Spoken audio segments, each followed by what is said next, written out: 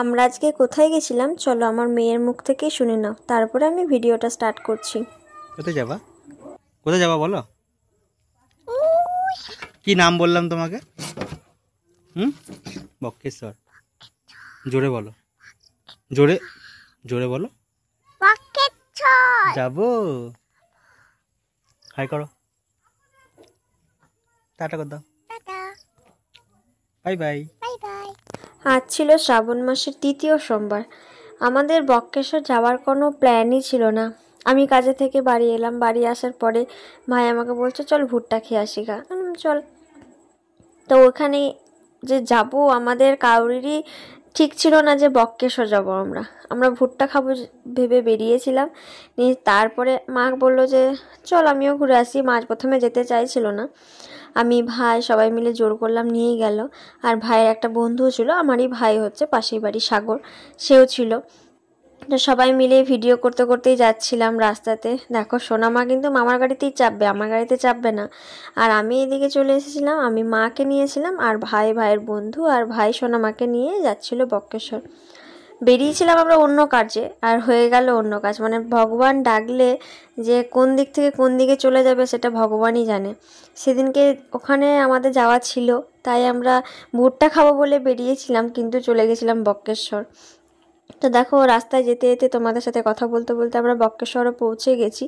বক্রেশ্বরে যেহেতু মেলা বসেছিল, সেহেতু খুব বৃষ্টি পড়ছিল, আর আমরাও গেছিলাম সন্ধেবেলা করে।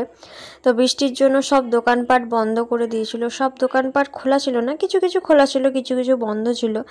তো দেখো বক্রেশ্বরের যেই মন্দিরটা, শিবের মন্দির, সেটা কিন্তু খুব সুন্দর করে সাজিয়েছিল, লাইটিংও দিয়েছিল। লাইটিংগুলো দূর থেকে বেশ ভালোই লাগছিল দেখতে।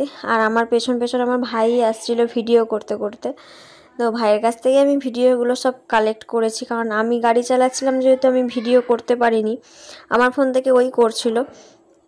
তারপরে আমরা ভেতরে চলে যাই। ভেতরে যাওয়ার পরেই আমার সোনা মায়ের ঘন্টা বাজানোটা তোমরা শুধু দেখবে, যে কিভাবে ও ঘন্টা বাজাচ্ছে, প্রতিটা ঘন্টায় ওকে বাজাতে হবে।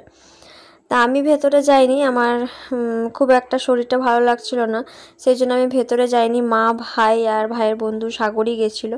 তো বক্রেশ্বরের শিব যারা এখনও দর্শন করনি, আমার ভিডিওর মাধ্যমে তোমরা যদি দর্শন করে থাকো তাহলে অবশ্যই জানিও যে না তোমরা দেখতে পেয়েছো। আমরা যখন গেছিলাম একদমই ভেতরটা ফাঁকা ফাঁকাই ছিল, ভেবেছিলাম হয়তো যে আমরা ভেতরে ঢুকতেই পারবো না, প্রচণ্ড ভিড় হবে। তো ভিড় ছিল না, ঠাকুর নিজে থেকে ডেকেছে, সেই জন্য মন্দিরটাও হয়তো একটু ফাঁকা ফাঁকাই ছিল। আমার সোনামাও হাত দিয়ে প্রণাম করতে পেরেছে ভগবানের কাছে। তো সবসময় চাইবো যে আমার সোনামা যেন খুব ভালো থাকে, খুব হাসি খুশি থাকে, এইভাবেই যেন ওকে আমি বড় করতে পারি।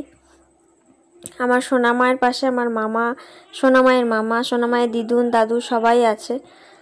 একজনা না থাকলে সেটাতে কোনো অসুবিধা হয় না, হয় না কেন, হয় সেই সব কিছু। কিন্তু যেহেতু নেই, তাকে তো বাদ দিয়ে সব কিছু করতে হবে, কিছু করার নেই। তো ওকে যেইভাবে বড় করছি তোমরা সবাই পাশে থেকো, যেন আমি ওকে আরও ভালো করে বড় করতে পারি। আমার ভাইয়ের, আমার মায়ের, আমার বাবার আশীর্বাদ, ভাইয়ের ভালোবাসা, সবার আশীর্বাদ নিয়ে যেন আমি ওকে বড় করতে পারি। দেখো ওর ভিডিওর মধ্যে ওরই শুধু ভিডিও দেখতে পাবে, সব ঘন্টাগুলোতে ও একটা একটা করে বাজিয়েই যাচ্ছে। অনেকক্ষণই ওখানে থাকলাম, বেশ ভালোই লাগলো। বেরোলাম এক কাজে আর হয়ে গেল আরেক কাজ। তো সোনামা তো ওখানে গিয়ে অনেকটাই হ্যাপি হয়ে গেছিলো যে কোথায় চলে এলাম আমি। রাস্তায় যেতে যেতে আমরা একটু বৃষ্টিও পেয়েছিলাম, আর মন্দির থেকে বেরোনোর সময়তেও বৃষ্টি পেয়েছিলাম। আজকে ভিডিওটা আর বেশি বড় করছি না, টাটা।